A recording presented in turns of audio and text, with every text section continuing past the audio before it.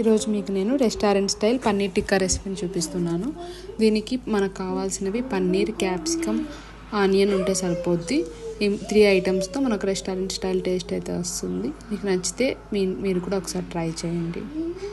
ఒక మిక్సింగ్ బౌల్లో 250 గ్రామ్స్ పెరుగు తీసుకోవాలి.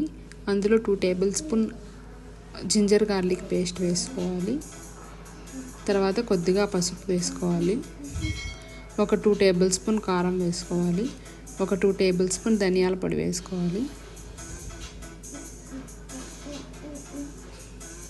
ఒక టేబుల్ స్పూన్ జీలకర్ర పొడి వేసుకోవాలి. రుచికి సరిపడే సాల్ట్ వేసుకోవాలి. కొద్దిగా మిరియాల పౌడర్, తందూరి మసాలా ఆర్ గరం మసాలా వేసుకోవాలి.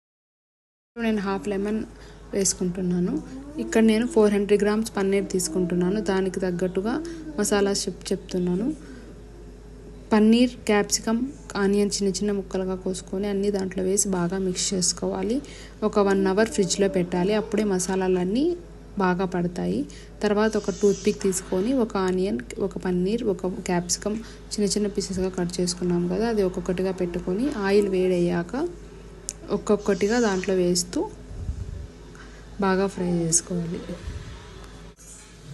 ఫ్లేమ్ని మీడియంలో పెట్టాలి. ఒక 5 to 10 మినిట్స్ ఫ్రై చేస్తే సరిపోద్ది.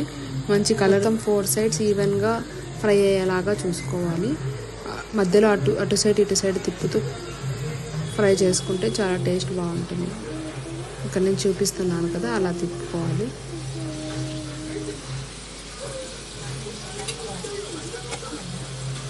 క్యాప్సికమ్, ఆనియన్ చాలా చిన్న పీసెస్గా తీసుకుంటే అన్నీ బాగా కుక్ అవుతాయి. లాస్ట్లో మసాలా మిగిలి ఉంటుంది కదా, అది పన్నీర్ ఫ్రై అవుతున్నప్పుడు దాని మీద వేస్తూ అటు సైడ్ ఇటు సైడ్ బాగా ఫ్రై చేయాలి. అప్పుడు ఇంకా టేస్ట్ చాలా బాగుంటుంది. ట్రిప్ అంతా అయిన తర్వాత దాంట్లో మసాలా అవి చిన్న చిన్న పార్టికల్స్ అంతా బ్లాక్గా అవుతాయి. అప్పుడు ఆ మసాలాను మనం అంతా పక్కకు తీసుకొని మళ్ళీ సెకండ్ ట్రిప్ వేసుకోవచ్చు. ఒకవేళ మనం అలాగే పెట్టుకుంటే ఆ బ్లాక్ అంతా దానికి అవుతుంది. అప్పుడు త్వరగా మాడిపోయే ఛాన్స్ ఉంటుంది. సో అవన్నీ తీసేసి మళ్ళీ ఫ్రెష్ ఆయిల్లో మళ్ళీ ఫ్రై చేసుకోండి.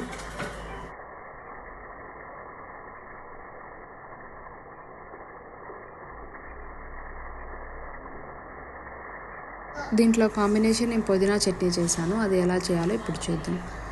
ఒక మిక్సీలో కొద్దిగా పుదీనా, కొద్దిగా కొత్తిమీర బాగా వాష్ చేసుకోవాలి. వాష్ చేసుకున్న దాన్ని దాంట్లోకి యాడ్ చేసుకొని ఒక 3 గ్రీన్ చిల్లీ, కొద్దిగా అల్లం, ఒక 3 గార్లిక్ వేసుకోవాలి.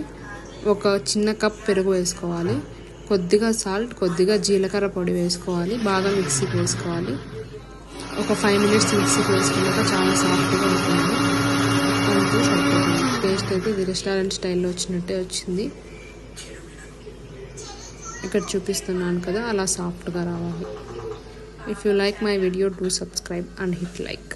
Thanks for watching.